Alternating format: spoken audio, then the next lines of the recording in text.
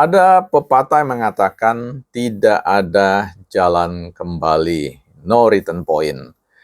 Ini mengingatkan kita pada sebuah kisah tentang penaklukan atau invasi militer oleh seorang jenderal yang membawa pasukannya berlayar dan kemudian hadir di sebuah pulau. Setelah mereka mendarat, kemudian kapal itu dibakar dan mengatakan tidak ada jalan kembali kecuali adalah jalan kemenangan.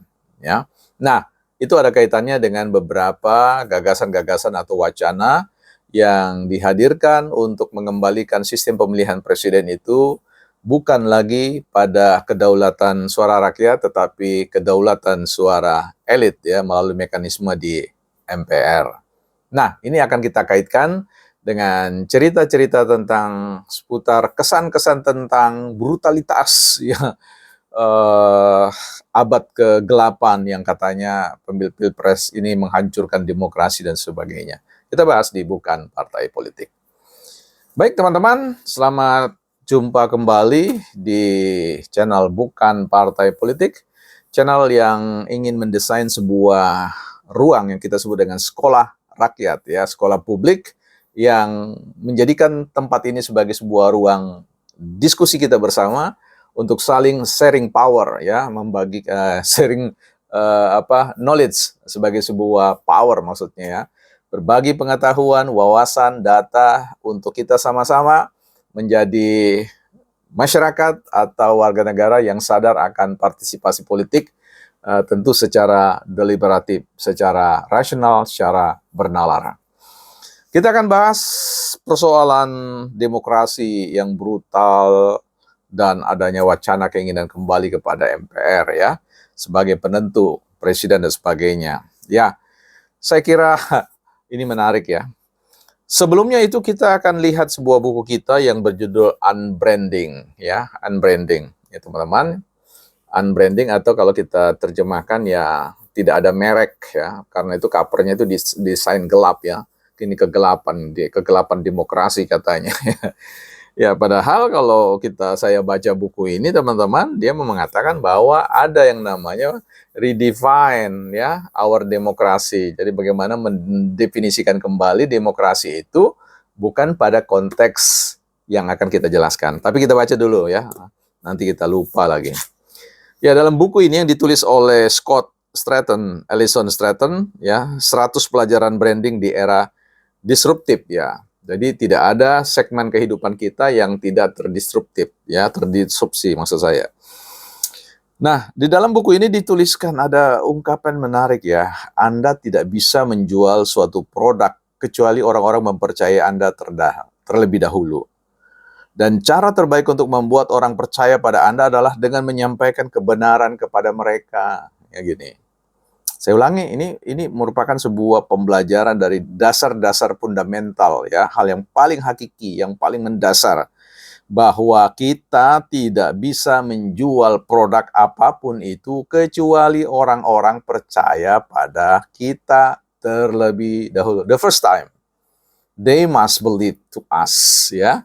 Jadi harus percaya dulu kepada kita. Dan cara terbaik untuk membuat orang percaya pada kita adalah dengan menyampaikan kebenaran kepada mereka. Makanya sampaikanlah kebenaran itu walaupun itu pahit jenderal.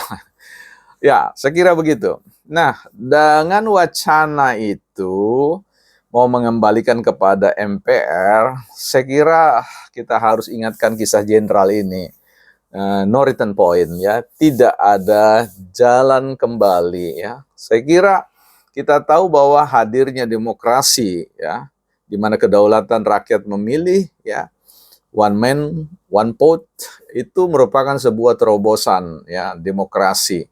Dan ketika ada persoalan-persoalan dalam konteks jalannya demokrasi yang sebagaimana dikiaskan, dikesankan sebagai era demokrasi yang gelap, brutal, ya, sadis, gentong babi, ya, muak, kebusukan, apa semua yang sudah dinarasikan oleh elit-elit politik.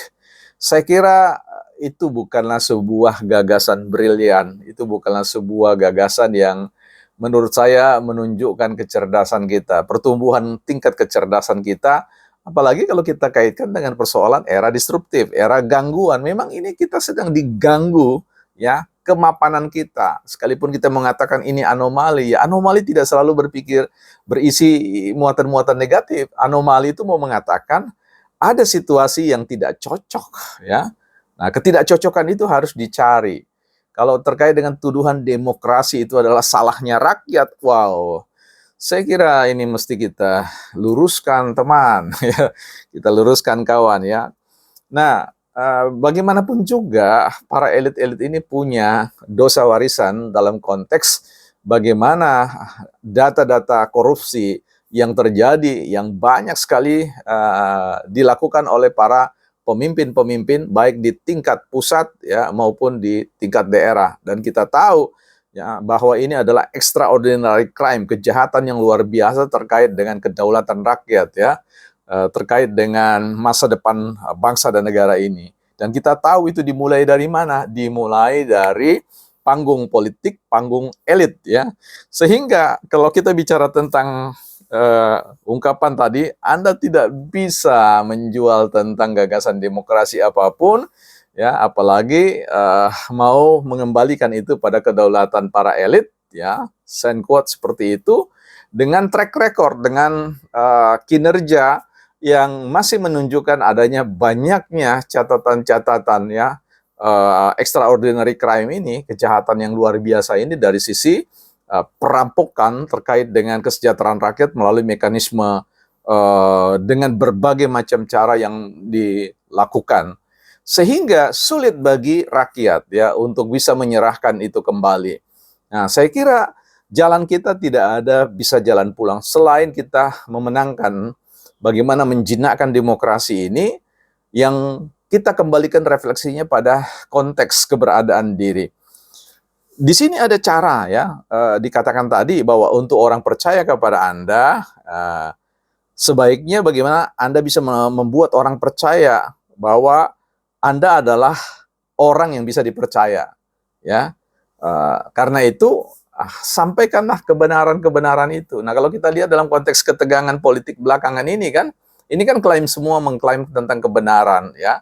Apalagi kalau kita berbicara tentang partai yang masih sampai hari ini tidak pernah surut-surutnya, tidak pernah lelah-lelahnya ya untuk percaya bahwa kebenaran itu adalah berasal dari kitab suci partai mereka. Maka disitulah persoalannya, dan publik kelihatannya sudah tidak percaya tentang hal itu.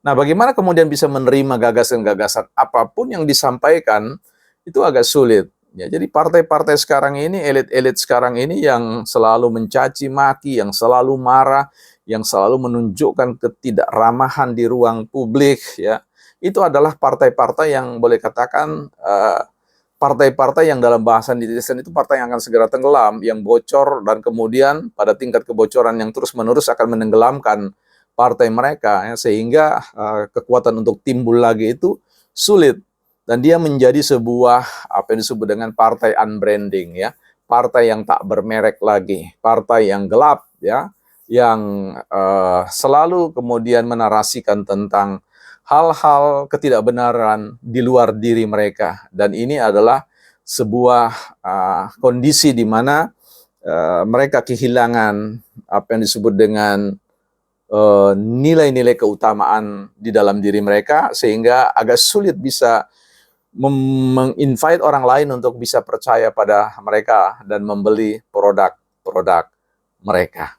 Ya, so buat partai-partai, buat elit-elit, tunjukkan dulu, yakinkan bahwa publik itu bisa percaya dengan kualitas kinerja pada masing-masing. Sekarang kita akan masuk pada pemilihan kepala daerah, dan setelah itu publik akan mengekori ya kinerja Anda dan akan mengintip semua penggunaan-penggunaan anggaran, ya, kebijakan-kebijakan yang dibuat, dan rakyat akan menjadi hakim dalam tanda kutip untuk memastikan mereka memiliki pemimpin-pemimpin yang terbaik di negeri ini, bukan partai politik.